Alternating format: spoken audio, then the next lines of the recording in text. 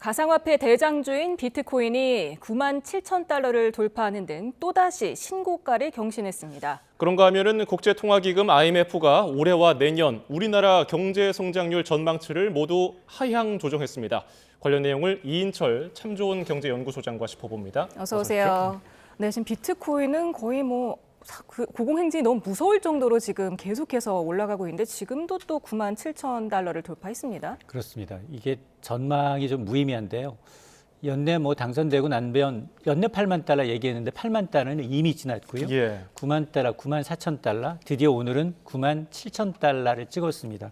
최고치는 9만 7천 900달러예요. 그러니까 10만 달러에 한 2천 달러 남짓을 남겨놓고 있는 상황입니다.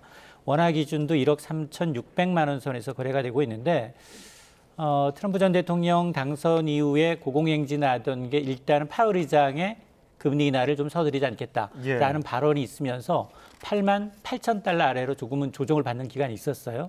그런데 다시 2주 만에 다시 전고점을 갈아치우고 있는데 이러다 보니까 대선 이전과 비교하면 2주 동안 비트코인이 40%가 올랐습니다. 오늘 이렇게 재차 전고점을 돌파한 이유는 크게 보면 두 가지 정도인데요. 일단 현지 시간으로 이 비트코인에 투자하는 투자 상품 수가 좀 늘었어요. 그동안은 비트코인 현물 ETF라고 해서 ETF 가격에 따라서 지수에 연동하는 개인들이 투자하는 정말 주식처럼 사고 팔 수 있는 그게 호재였다면 어제부터는 현지 시간 19일부터는 이제 이 지수를 따르는 옵션 상품이 하나가 더 추가가 됐습니다. 이 옵션 상품이 추가되다 보니 이 옵션은 개인들보다는 굉장히 레버리지 투자를 하는 기관들, 목돈을 갖고 있는 기관들이 투자를 하거든요. 그러다 보니 상당히 큰 손이 이제 기관들이 좀 몰리다 보니까 갑자기 이제 상승폭이 좀 커지는 거고 또 하나는 러시아 우크라이나 좀 지정학적 불안감이 좀 고조되고 있어요. 이런 것도 이제 디지털 안전자산인 코인 쪽으로 또 돈이 쏠리는 요인입니다. 금이라든지 국채라든지 이런 것들은 이해가 가는데 비트코인이 몇 년 전만 하더라도 이런 대우를 못 받았거든요. 어떻게 보고 계세요? 일단 트럼프가 시장을 확 바꿔놨다라고 일단은 볼 수 있겠고요. 물론 비트코인과 그리고 이더리움은 이미 정규 이제 증시에 상장이 돼 있습니다. ETF로 상장이 돼 있고 이제 현물과 이제 선물이 이제 동시에 가능하니까 어느 정도 이제 가상자산이 이제 정규 시장으로 편입은 돼 있지만 나머지 수천 개 종목은 아직은 알트코인은 정말로 어떤 게 지금 하루아침에 새로 생겼다가 사라지는지조차 카운트가 안 될 정도거든요. 그럼에도 불구하고 이 트럼프 전 대통령은 3년 전만 하더라도 비트코인 사기다. 라는 입장에서 완전히 바뀌었어요. 나는 비트코인 가상자산 대통령을 자처하면서 이제 그동안 규제를 강화해왔던 게리 겐슬러, 미 증권거래위원장 자르겠다. 그리고 대통령 직속으로 가상자산 전문 팀을 꾸려서 운영을 하겠다라는 겁니다. 그러면서 더 나아가서는 미국의 전략적 안보 자산에 이제 비트코인을 포함시키겠다. 근데 비트코인이라는 건 특성상 2,100만 개로 총량이 정해져 있고요. 지금 90% 이상 채굴이 다 있는 상황입니다. 점점 반감기 때문에 어려워지고 한계 채굴하기가 어려워지고 있는데 100만 개를 5년 이내 축적하겠다는 법안이 지금 발의가 돼 있어요. 그러면 이게 100만 개가 굉장히 제한적인 물량이긴 하지만 미국에 5년 내지 몇 년 동안 락인이 걸린다는 겁니다. 이렇게 되면 이 투자자 입장에서는 이건 뭐야? 미국이 앞서서 이 시장을 굉장히 리드하고 있네? 라고 하다 보니까 이른바 이 포머라고 해서 나만 이 상승장에 도외되는 거 아니야? 지난주만 하더라도 9만 달러 넘어간다 그러더니 9만 4천, 7천 달러 넘었으니 이참에 한번 해봐? 이런 심리가 동요한다는 겁니다. 비트코인 가격이 트럼프의 대선 승리 이후에 40%가량 올랐더라고요. 지금 검토하고 있는 그 가상화폐 전담직을 실제로 생기게 되면 어떤 영향을 미치게 됩니까? 일단 상하원을 모두 레드 스윗, 공화당이 다 장악을 했기 때문에 사실은 조직은 만들 수 있을 것 같아요. 그런데 조직은 만들어서 직접 관리를 해서 증권부터 파생상품, 가상시장을 전부 아우르는 팀을 만드는 건 가능할 것 같은데 전략자산으로 과연 금과 달러처럼 이 비트코인을 100만 개씩이나 이제 꾸릴 수 있느냐 이 부분은 논란이 될 수 있습니다.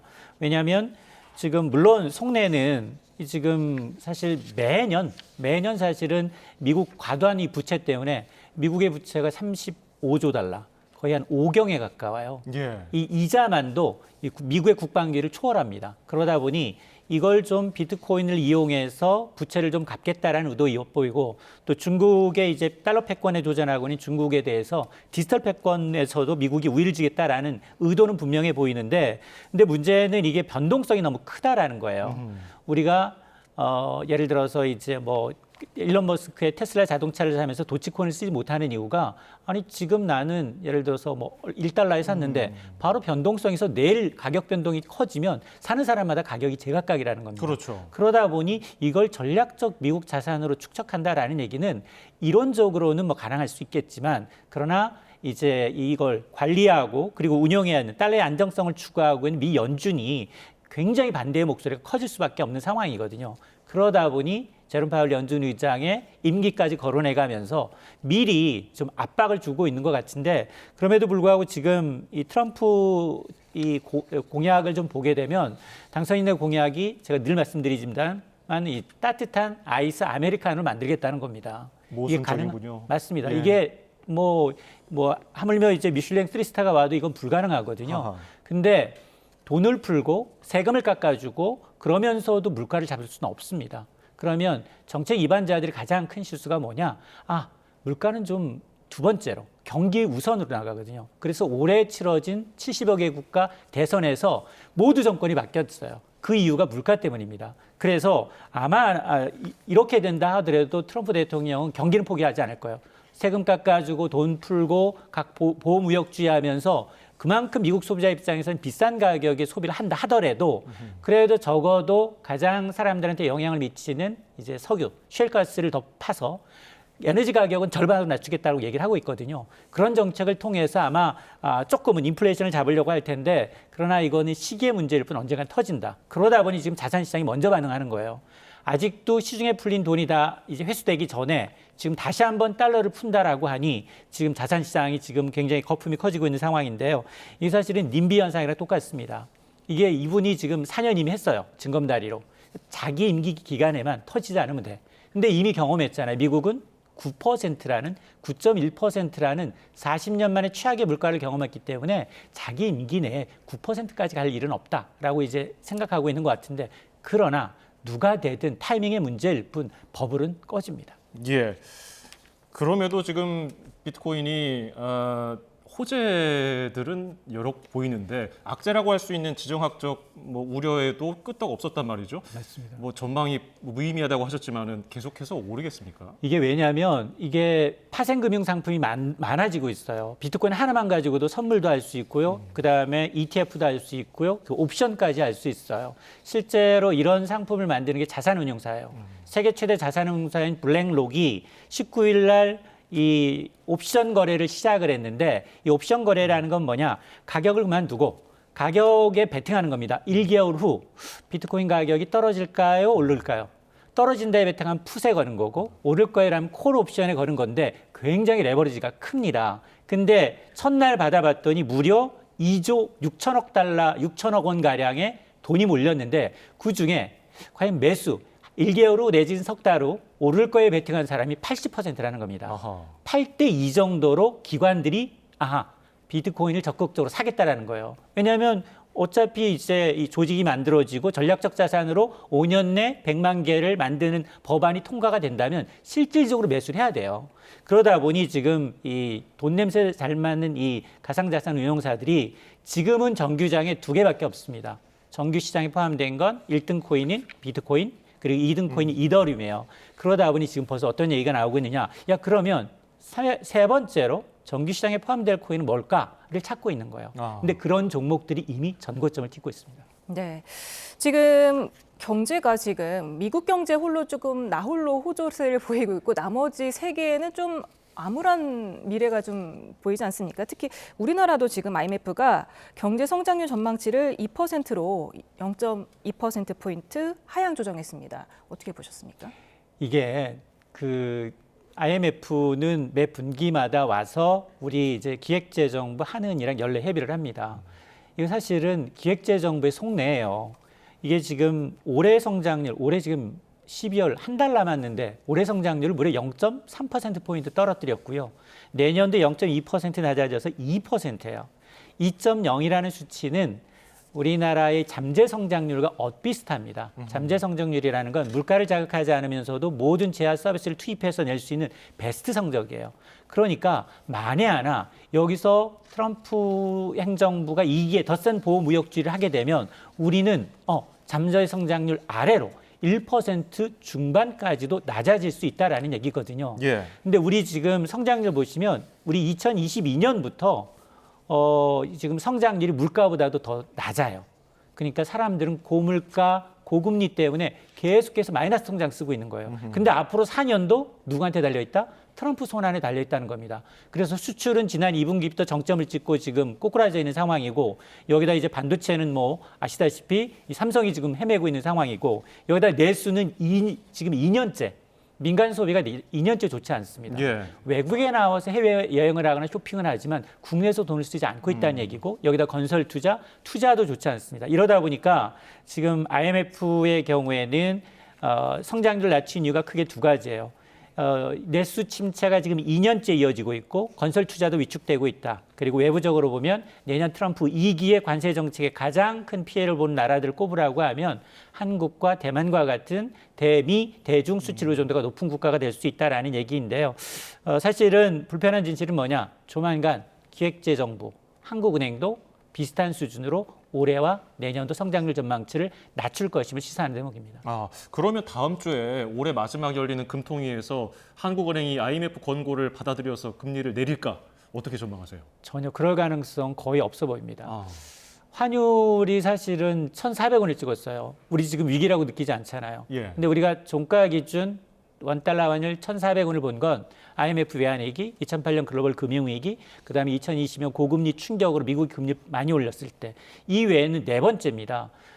그러면서 최상목 경제부총리가 뭐라고 얘기했느냐? 이제 원달러 환율이 이제 뉴 노멀, 새로운 기준이 됐다라고 얘기를 하고 있거든요. 이 얘기는 뭐냐?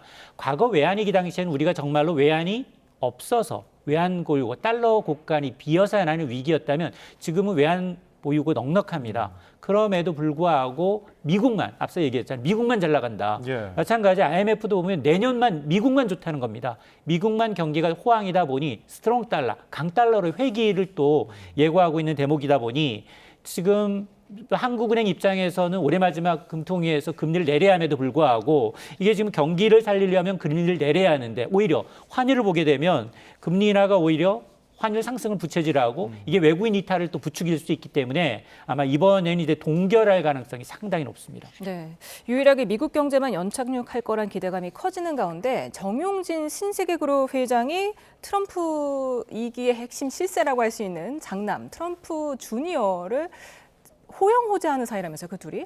그렇습니다. 일단은 뭐 SNS를 통해서 그렇게 밝혔으니까 예. 일단은 뭐 이 장남과 이제 호재하는 사이다라고 하면서 사진 2장을 올렸어요. 사실 이번 이제 대선 보면서 이제 미국이 저 정도로 좀 낙후돼 있나? 민주주의 시스템이 후퇴했나라고 느꼈잖아요. 저건 정경유착이었잖아요. 예. 아니 기업인이 정치인한테 뒷돈을 대고 당선 대가로 요직도 오르고 자기가 효율화 수장이 돼서 이제 자기가 꾸리고 있는 이제 사업에 이점을 준다? 이거는 우리나라에서는 상상도 못하는 얘기예요. 그렇죠. 근데 여기에서 우리가 돌파구를 찾아야 돼요. 정용진 회장은 사실은 신세계는 유통이잖아요. 내수 위주이지 수출해서 뭐 이득 볼 게 사실은 없어. 네. 물론 사촌인 뭐 이재용 이제 회장을 소개해서 가교 역할은 해줄 수 있겠죠. 그럼에도 불구하고 저는 일론 머스크를 보면 답이 나온다. 일단 트럼프 당선인의 인맥이 주로 비즈니스맨들이에요. 비즈니스맨들과의 이제 이 인맥과 두터운 이제 교류를 해서 이게 지금 우리가 가장 불안한 건 트럼프 2기에 가장 불안한 건 수출과 환율이에요. 이미 칩스법, IRA 폐기하겠다고 이제 굉장히 공언을 하고 있는 상황입니다.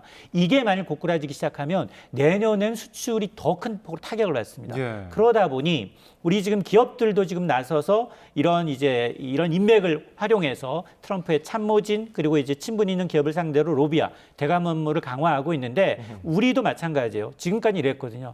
야, 우리 미국의 대미 투자 1위 기업 3년 연속 미국에 가장 많은 일자리를 창출한 게 코리아야 라고 홍보해도 트럼프는 씨알이 안 먹혀요. 그러면 어떻게 해야 되느냐? 여기는 혼자 맨투맨으로 협상 가게 되면 굉장히 왜곡된 자료를 가지고서 야 한국은 니네는 방위비도 적게 내잖아. 9배 더 내야지 2분이야. 이런 거예요. 예. 2분한 거 되게 싫어요. 근데 불편한 진실은 뭐냐? 지난해 우리나라가 대미 무역 흑자가 사상 최대예요. 444억 달러인데 그거 이미 올해 10월까지 해서 다 그 정도 돌파했단 말이에요. 그러면 트럼프 성격상 적어도 손해보고는 못 삽니다. 그러면 과거 일기처럼 뭐 하늘 다시 한미 FTA 재협상하자. 당시에는 일기에는 우리가 자동차하고 철강 양보했어요. 예. 근데 이번에는 우리 주력 업종들 반도체, 2차 전지, 전기차 이런 걸 또 요구할 수도 있거든요. 그러면 이걸 지렛대로 하기 위해서는 우리가 단독으로 나가기보다는 여기 지금 화난 사람이 너무 많아.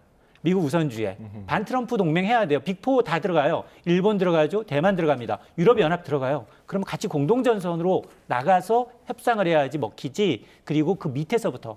트럼프는 탑다운 방식이에요. 자기가 말한 걸 먼저 얘기하고 이제 해가는 방식이라면 예. 우리는 밑에서부터 정말 정확한 자료와 근거를 가지고서 기존에 니네가 바이든 행정부에서 했던 걸 철회해야 된다면 3년 연속 우리가 투자 1위지만 앞으로 장담 못한다. 짓지 않은 공장 꽤 돼. 왜냐? 배터리 공장 우리 14개 약속했어요. 그 중에 안 깐 거는 변두리로 가면 돼요. 우방국으로. 뭐 멕시코라든가 아니면 옆에 있는 뭐 캐나다로 우회하면 되거든요. 예. 그러니까 우리도 협상의 지렛대를 갖고 있어야 되고 그리고 양보해야 돼요, 우리가. 왜냐? 444억 달러 흑자 냈어요. 아니 이거는 우리가 손해를 봤다고 하더라도 뭔가 요구할 거예요. 뭘 요구할까요? 미국이 해서 남는 것들. 원유, 그다음에 농산물. 아마 쌀까지 건드린다면 굉장히 민심이 약해질 수 있으니까 뭐 옥수수라든가 오렌지라든가 소고기라든가 굉장히 이제 자기들이 남아있는 품목에 대해서 수입을 더 늘려라라고 할 수 있습니다. 그러니까 우리는 우선순위를 정해서 양보할 건 양보하되 무역 흑자를 줄이면서도 다시 G2 의존도가 너무 높아요. 다변화를 못했기 때문에 맞는 이제 후폭풍이기 때문에 이런 데에 대한 이제 플랜 B가 나와야 합니다. 알겠습니다. 뜨거운 경제 이슈들 이인철 참 좋은 경제연구소장과 함께했습니다. 고맙습니다. 감사합니다.